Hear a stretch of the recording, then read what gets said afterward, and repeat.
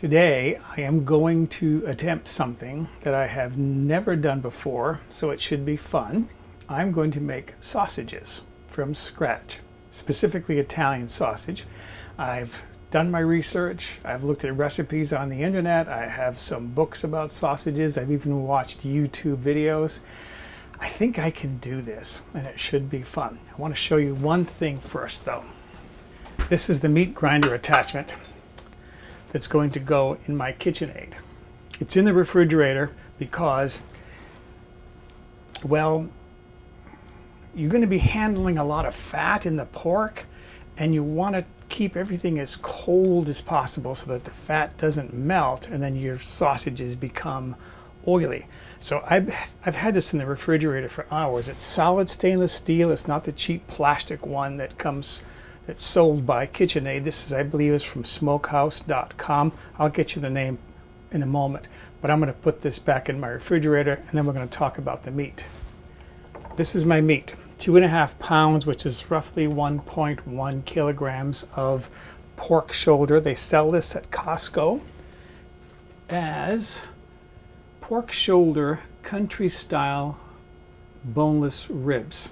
They're long strips of pork. This is what I like to use when I'm doing braised pork. It's great stuff, a lot of fat in it, which you need for doing sausages. And as far as that meat grinder and sausage stuffer, Smokehouse Chef is the company that makes it. I bought it on Amazon.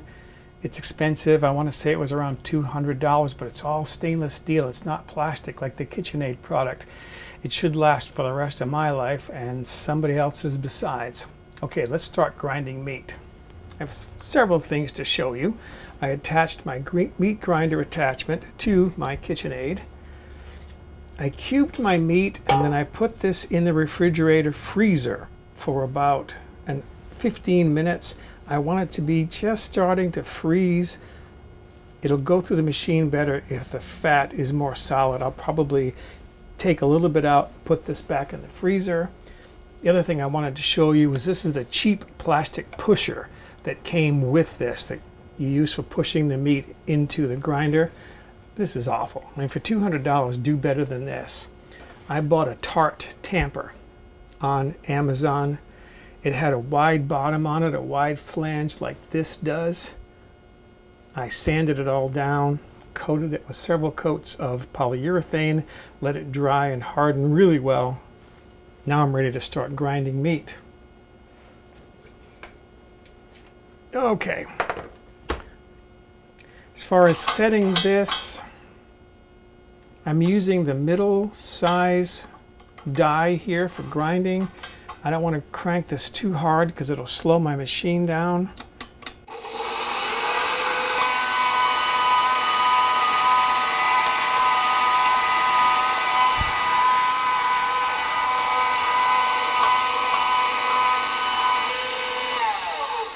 There is the last of my meat. That's all the ground meat right there.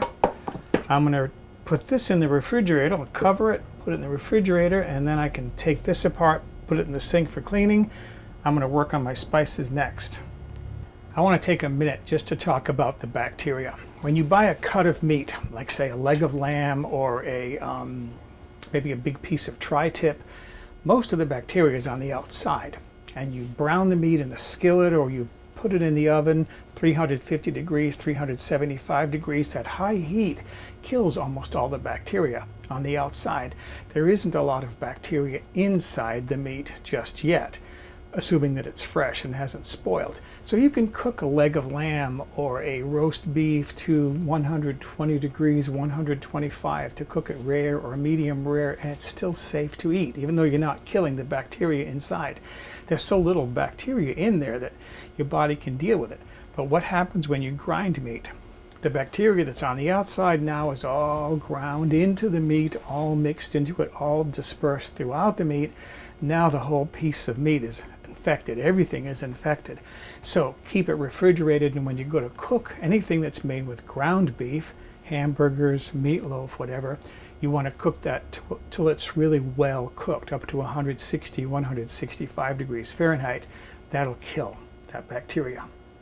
That ground meat is back in the refrigerator again. Next, I'm going to start working on my spice mix. So what I've got here is a lot. First of all, 2.5 teaspoons of salt. This is 2 teaspoons of coarse ground pepper, black pepper. And then I have 2 teaspoons of ground coriander. I bought whole coriander and ground it myself. I have a coffee grinder so that I use for grinding spices.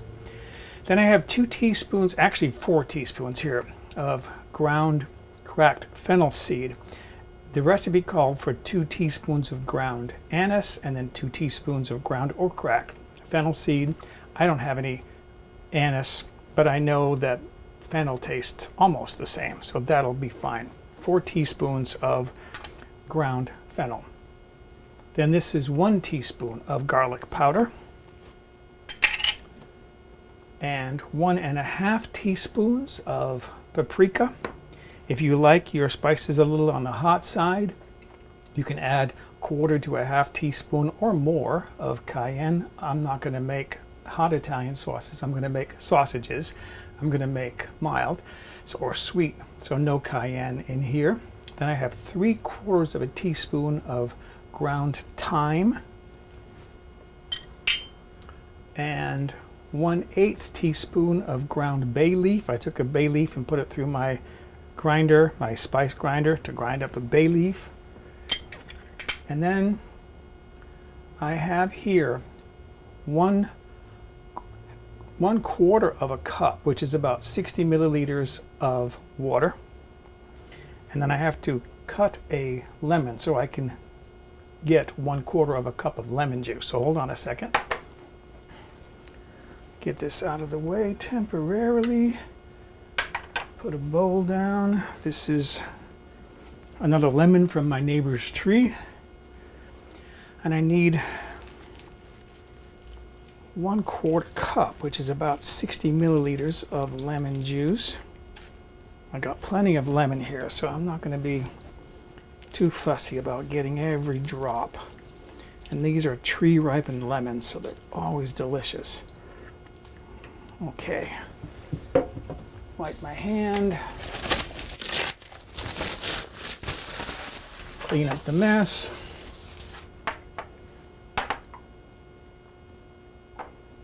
And then measure 1/4 cup. Which is right about there. Throw it all in. So here's my lemon juice now, ready to go in. And then finally, penultimately, what I have here is 3 tablespoons of light corn syrup. I have no idea why this is important, but there it is. 3 tablespoons of light corn syrup. And then I have, let's see, this is 1/2 of a cup. By weight, it's about 40 grams of powdered milk. It happens to be no fat, dry milk. I'm going to mix all this up. Get this well mixed. There's my spice mix. Woo, that is smelling wonderful already. Nice, strong fragrance. That'll be good. That'll be good. All right, I got to go put some rubber gloves on. I'll explain that in a moment. Okay, I took my meat out of the refrigerator, and I'm going to put this in there, in my spice mixture. And the reason why I'm wearing rubber gloves is because I'm going out with friends tonight. And even though I plan to take a shower, I have no idea what my hands might smell like from this spice mixture. I may not be able to get that fragrance off my fingers. So, to be careful, I'm wearing rubber gloves. You need to mix this for 2 or 3 minutes until everything's all mixed evenly. You want to distribute that spice mix thoroughly. Okay, I'm finishing up here. One thing I want to mention is that I'm not getting in there and kind of crushing the meat between my hands, because I don't want to reduce this down to, I don't want to destroy the texture. I'm not making hot dogs here. I don't need this to be really smooth. I just want to stir this around to distribute those spices.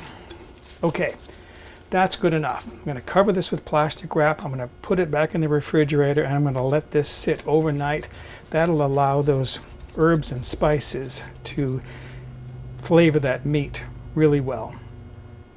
So that completes day one. I'm getting excited. I have plenty of time. It's almost 5:15. Plenty of time to join my friends this evening. So tomorrow I'm going to start stuffing sausages. Okay, so here we are now. The following day, I took out one of the casings from a package of hog sausage casings, and I've got to tell you, hold on to something when you open this, because the odor is horrific. I even went online and said, is this normal? Is this package rotten? Smells like rotten fish. And the websites said, oh yeah, it's characteristic. The only rationalization I can come up with for it is there are a lot of cheeses that we love, and they have a characteristic odor too, but we love them anyway. So just be prepared. This doesn't smell like a rose garden. All right? Be back in a minute. Okay, so I have my casing now soaking in cold water. It's been in there for maybe 45 minutes to an hour. I have to rinse that really well, run cold water through it. It's a natural skin casing for sausages. They do make, if you want to use them, synthetic collagen cases. I haven't used them before. This is my first time making sausages, but I would like to experiment sometime with the collagen casings to see what they're like. So I need to rinse my casing, and then we'll be ready to start making sausages. Okay, just to explain my setup here. My stand mixer is over there. This is my meat grinder now with just a feeder plate in there, and then the tube on there. The knife doesn't need to be on there right now. This has all been in the refrigerator overnight. It's nice and cold. I have my casing threaded on to my sausage stuffer tube. I have my meat over here. This is ready to start using. I put a cutting board on top of a big heavy pot because I'm not sure how I'm going to be threading my sausages as they come off. I have a piece of parchment paper here, thinking I can spin this around as I need to. I have a piece of string that I'll tie this end off once the meat starts coming and filling my casing. And I'm wearing a glove because, again, I'm dealing with seasoning there, and from one of the books I read, it said a glove will help better because the meat will be so cold. All right, and then where's my pusher? And I have my wooden pusher ready to start pushing meat down into my machine. Okay, it's just now starting to come through here. The meat is just coming out. So I'm going to tie this off right now.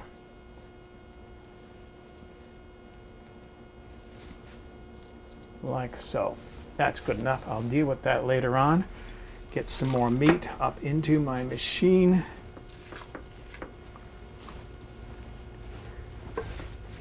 And then I'm going to start filling sausages. Let's see what happens here. Here comes the meat. So there is my sausage right now. I'm just finishing at the end of my casing.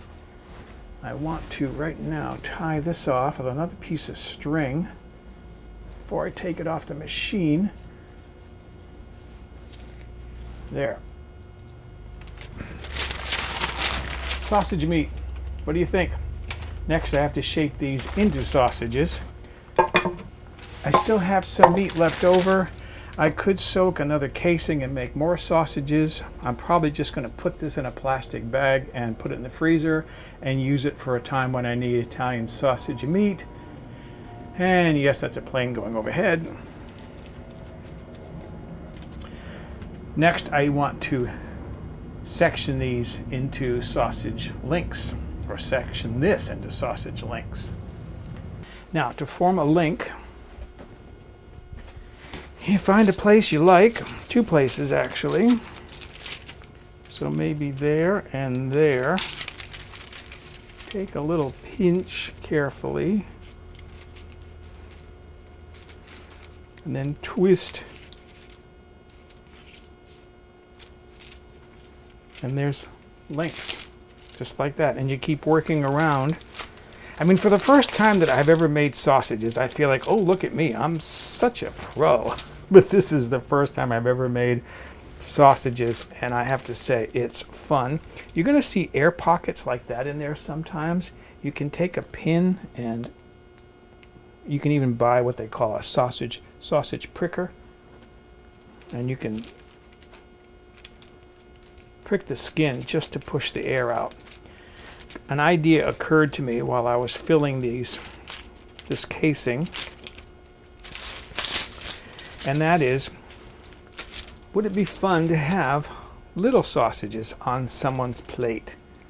Like maybe little individual small single serving sausages. Little ones like this.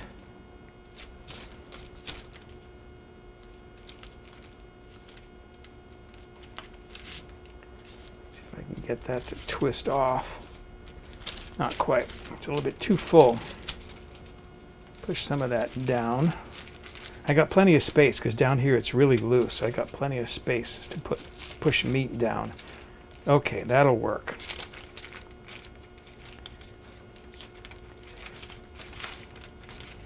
And it might be fun to put little short links like that. 1 or 2 on somebody's plate if you make them pasta and sausage. All right, so I'm going to finish these off, finish twisting these off, and then I'll have my links, and then the final step will be to cook 1 or 2 and see how they taste. So there are my finished links. Some of these are longer than others. I like these little short ones. I got a short one kind of at the end here. Mixture of sizes, but hey, they look homemade, right? And again, for the first time making sausages, I'm pleased with the results. Let's talk a bit about cooking sausages and storing. Okay, as I mentioned earlier, ground beef, ground pork, ground meat has the bacteria all distributed throughout the inside, and therefore it has to be cooked thoroughly all the way through. Maybe you've heard of trichinosis, which is an infection that people can get from infected pork. It's a ringworm infection, but the CDC, the Center for Disease Control, if I remember correctly, said that there hasn't been a case of trichinosis from commercially raised pork in this country for decades, because the USDA requires that hog farms maintain a certain level of sanitation and security and so forth. But people do get trichinosis from raising their own hogs or from eating infected game meat. So you do have to be careful. In my case, the care here is bacteria inside because I'm not using nitrates. There's nothing in there, no preservatives to prevent bacteria growth. Therefore, they have to be cooked right away, the sausages. You can store them in the refrigerator for a day or 2, but that's about the limit. If you want to store these homemade sausages for a long time, which is what I'm going to do, you immediately wrap them up properly and pop them in the freezer. Okay, I cooked a couple of these for myself. I cooked them about 5 minutes per side on medium-low. Once the pan got hot, I checked them with an instant read digital thermometer to make sure that the internal temperature came up to about 170 degrees Fahrenheit, which is 77 degrees Celsius. That's a good internal temperature that would kill most of the bacteria. So these should be safe to eat. The last step is to see how good these taste. Okay, my very first homemade Italian sausage.